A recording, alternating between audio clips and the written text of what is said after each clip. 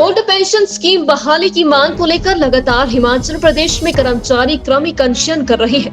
वहीं लगातार रोजाना 24 घंटे तक 4 से 5 कर्मचारी अनशन में हिस्सा लेकर सरकार से अपनी बात रख रहे हैं। वहीं सोलन पहुंचे न्यू पेंशन कर्मचारी संघ के अध्यक्ष प्रदीप ठाकुर ने कहा कि वे आखिरी सेकंड आखिरी मिनट तक ओपीएस बहाल होने का इंतजार सरकार की ओर से करेंगे।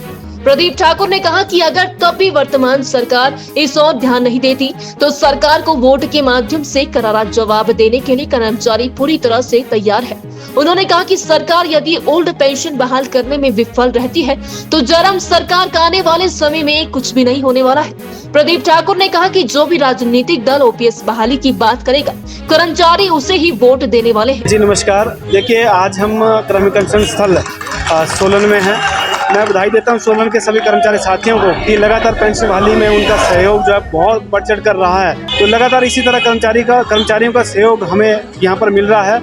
कर्मचारी लगातार क्रमिक अनशन पर 24 घंटे भूखे बैठ रहे हैं। तो मेरा सरकार से निवेदन है कि अभी तक सरकार की तरफ से एक पहल नहीं की गई है कि कर्मचारियों से वो मिलने आए और कर्मचारियों को जो पेंशन बहाली की वो मांग कर रहे हैं वो सौगात दें। अगर सरकार इसमें विफल रहती है तो मैं स्पष्ट रूप से ये कह देना चाहता हूँ कि आने वाला समय वर्तमान सरकार को मुश्किल होने वाला है। और हमने पहले ही वोट फॉर ओपीएस का अभियान शुरू किया है और अगर पेंशन बहाली सरकार द्वारा नहीं की जाती तो आने वाले चुनावों में जो है कर्मचारी वोट पेंशन के लिए करेगा, अपनी पुरानी पेंशन बहाली के लिए करेगा और वोट उस राजनीतिक दल को करेगा जो है पेंशन बहाली के लिए लगातार हिमाचल प्रदेश में पेंशन बहाली के लिए बात कर रहे हैं, या जो पेंशन बहाली के उसमें हमें नज़दीक दिखेगा कि ये पेंशन बहाली ये जो है सत्ता में आने के बाद जो हमारी पेंशन बहाल कर सकते हैं। देखिए ये तो बड़ा दुर्भाग्य है कि जो नेता खुद 4-5 पेंशनें लेते हैं, 4-5 लाख पेंशन लेते हैं, वो कर्मचारियों की 30-40 हज़ार रुपये पेंशन के लिए जो है पहल नहीं कर पा रहे हैं। और साथ ही उनके द्वारा जो है लगातार कर्मचारियों को इस तरह से धरने प्रदर्शनों पर बैठने के लिए मजबूर किया गया है। तो कर्मचारी समझ रहे हैं, कर्मचारी एक बुद्धिजीवी वर्ग है, कर्मचारियों को बिल्कुल स्पष्ट रूप से पता है कि सरकार की क्या मंशा है, नेताओं की क्या मंशा है। कर्मचारी उनकी मंशा के ऊपर जरूर पानी फेरेगा और आज नहीं तो कल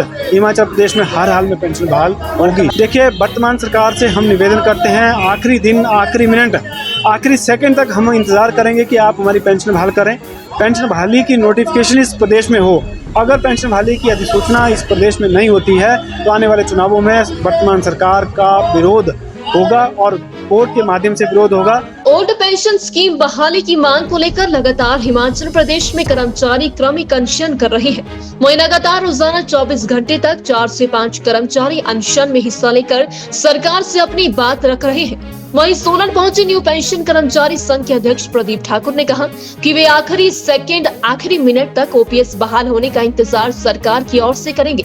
प्रदीप ठाकुर ने कहा कि अगर तब भी वर्तमान सरकार इस ओर ध्यान नहीं देती तो सरकार को वोट के माध्यम से करारा जवाब देने के लिए कर्मचारी पूरी तरह से तैयार है। उन्होंने कहा कि सरकार यदि ओल्ड पेंशन बहाल करने में विफल रहती है तो जरम सरकार का आने वाले समय में कुछ भी नहीं होने वाला है। प्रदीप ठाकुर ने कहा कि जो भी राजनीतिक दल ओपीएस बहाली की बात करेगा कर्मचारी उसे ही वोट देने वाले हैं। जी नमस्कार। देखिए आज हम क्रमिक अनशन स्थल सोलन में हैं। मैं बधाई देता हूं सोलन के सभी कर्मचारी साथियों को कि लगातार पेंशन बहाली में उनका सहयोग जो है बहुत बढ़ चढ़ कर रहा है। तो लगातार इसी तरह कर्मचारियों का सहयोग हमें यहाँ पर मिल रहा है।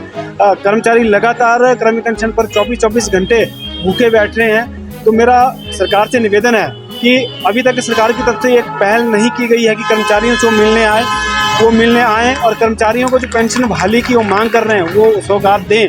अगर सरकार इसमें विफल रहती है तो मैं स्पष्ट रूप से ये कह देना चाहता हूँ कि आने वाला समय वर्तमान सरकार को मुश्किल होने वाला है।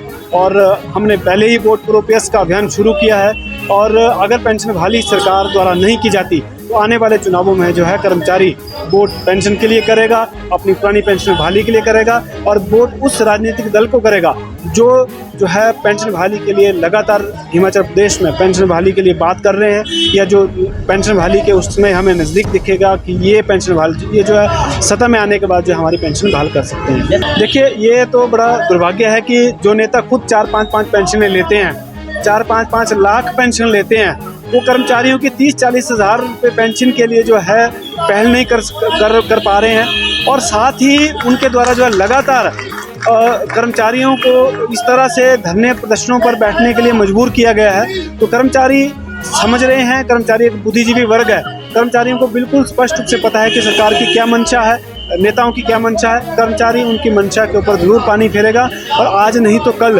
हिमाचल प्रदेश में हर हाल में पेंशन बहाल होगी। देखिए, वर्तमान सरकार से हम निवेदन करते हैं, आखिरी दिन, आखिरी मिनट, आखिरी सेकंड तक हम इंतजार करेंगे कि आप हमारी पेंशन बहाल करें। पेंशन बहाली की नोटिफिकेशन इस प्रदेश में हो।